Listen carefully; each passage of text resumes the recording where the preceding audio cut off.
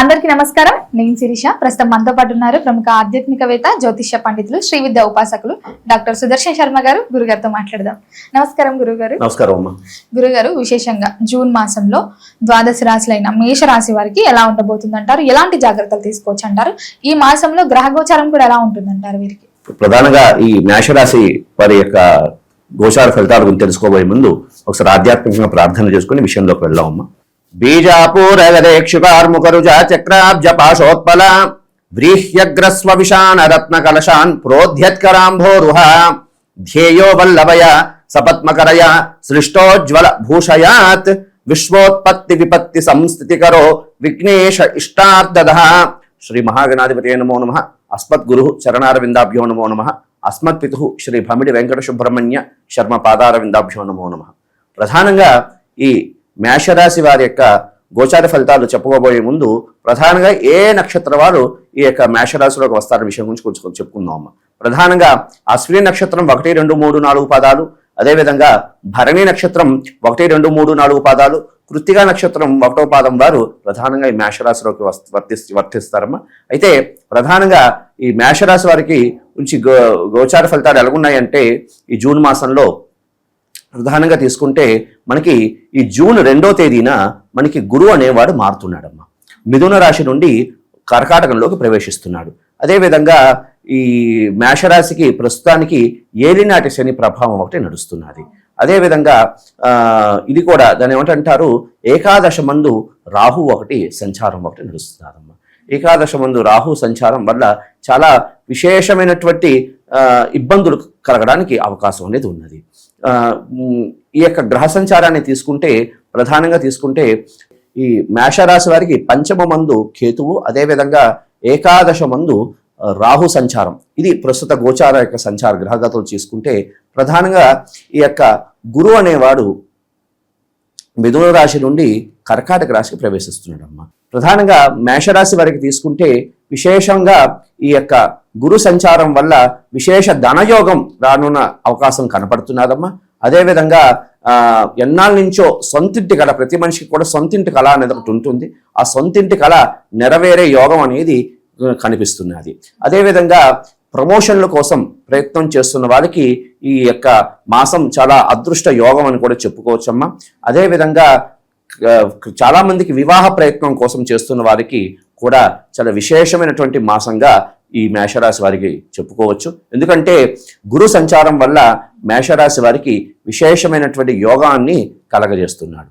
అయితే ఈ ఏలినాటి శని ప్రభావం వల్ల ప్రథమంలో విఘ్నం కలిగినప్పటికీ కూడా అంతిమంలో విజయం సాధించడానికి అవకాశం అనేది ఉన్నది. అంటే నెల చివరిలో బాగుంటుందమ్మా. ప్రథమంలో కొంచెం విఘ్నాలు కలుగుతూ ఉంటాయి.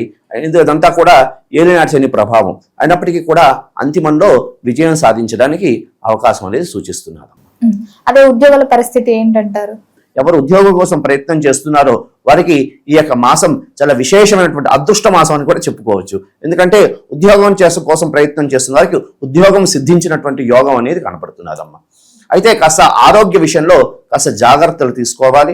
ఎందుకంటే ఏలినాటి శని ప్రభావం, అదేవిధంగా పంచమంలో కేతు ఉన్నాడు కాబట్టి కాస్త ఆరోగ్య రీత్యా, అదేవిధంగా కుటుంబంలో కొంచెం కలహాలు కలగడానికి అవకాశం అనేది ఉన్నది. కాబట్టి ఈ విషయంలో కాస్త అందరూ కూడా సామరస్యంగా వ్యవహారాన్ని వెళ్తే, అంటే మనం అంత సర్దుకుపోతే ఈ యొక్క ఇబ్బందుల నుండి ఉపశమనం కలుగుతుంది. కొంచెం ఈ యొక్క ఇబ్బందుల నుండి కూడా దాటివేయడానికి అవకాశం అనేది ఉంటుంది. మరి గురుగారు, విద్యార్థులకు ఎలా ఉంటుందంటారు? ఈ గురు సంచారం వల్ల కూడా విద్యార్థులకు బాగుంటుందంటారా? విద్యార్థులు కూడా చాలా అద్భుతంగా ఉంది. పోటీ పరీక్షల్లో విజయాన్ని సాధిస్తారు. అదేవిధంగా ఉన్నత విద్య ప్రయత్నం చేస్తున్న వారికి కూడా విశేషమైనటువంటి ఫలితాలు లభిస్తాయి తల్లి. అదేవిధంగా వీరు అంటే స్వల్ప మాత్రం చేత, అంటే కొంచెం కష్టపడితే విశేషమైనటువంటి ఫలితాలు కలగడానికి అవకాశం అయితే ఉంది. గురుగారు ముందుగా చెప్పారు ఆల్రెడీ వివాహ యోగం ఉందని. మరి ఎవరికైతే వివాహం జరిగి సంతానం లేకుండా బాధపడుతున్న వారికి సంతాన యోగం కూడా ఉందంటారా ఈ మాసంలో?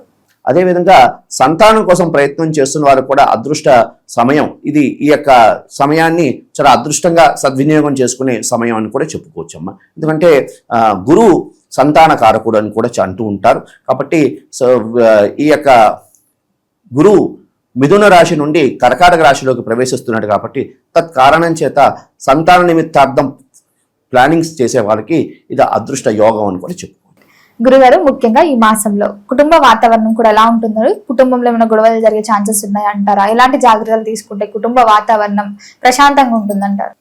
కాస్త కుటుంబంలో కలహాలు జరగడానికి అవకాశం అనేది ఉందమ్మా. ఎందుకు అంటే పంచమ స్థానం అంత యోగవంతంగా లేదు కాబట్టి, మేషరాశికి పంచమ స్థానం అంత యోగవంతంగా లేదు కాబట్టి కాస్త కుటుంబంలో ఇబ్బందులు, కలహాలు, లేనిపోని అపఖ్యాతి కలగడం ఇలాంటివన్నీ సూచిస్తున్నాయి. కాబట్టి సామరస్యంగా వెళ్ళిపోతే, ఆ సమయానికి కాస్త సామరస్యంగా వెళ్తే ఇబ్బందుల నుండి గొడవలు వచ్చినప్పుడు కాస్త సామరస్యంగా వ్యవహారాన్ని చేస్తూ కాస్త వ్యవహారాన్ని ఆ సమయానికి కాస్త సర్దుకుపోతూ ఉంటే కుటుంబ కలహాలన్నీ కూడా సమలసిల్లిపోతాయి. గురుగారు, మేషరాశి వారు ఈ మాసంలో దేని పట్ల జాగ్రత్తగా ఉంటే ఈ మాసం వీరికి కలిసి వస్తుందంటారు? ప్రధానంగా ఈ మేషరాశి వారు కాస్త ఆర్థికంగా ప్రస్తుతం గ్రహస్థితి బాగుంది కాబట్టి ఆర్థికంగా కాస్త సేవింగ్స్ చేసుకోవడం వల్ల రానున్న మాసాల్లో, రానున్న కాలంలో అసలు ఇప్పటి నుంచి సేవింగ్స్ చేసుకుంటే ఉత్తర కాలంలో ఉపయోగపడుతుంది. అదేవిధంగా ఆరోగ్యరీత్యా కాస్త వైద్య సలహాలు తీసుకుని ఆరోగ్యరీత్యా కొన్ని జాగ్రత్తలు తీసుకోవడం వల్ల ఈ యొక్క మాసం నుండి కాస్త ఉపశమనం కలిగి ఈ యొక్క కాలాన్ని కాస్త గడిపివేయడానికి అవకాశం అనేది ఉంటుంది. గురుగారు, అలాగే వాహన యోగం కూడా ఉందంటారా? ప్రస్తుతానికి ఈ యొక్క గురు సంచారం వల్ల మిథున రాశి నుండి కర్కాటక రాశికి సంచారం అవడం ద్వారా వాహన యోగం కూడా ఈ యొక్క మేషరాశికి సూచిస్తున్నారమ్మా. గురుగారు, ఈ మాసంలో మీరు చెప్పారు 2nd కి గురు సంచారం జరుగుతుందని.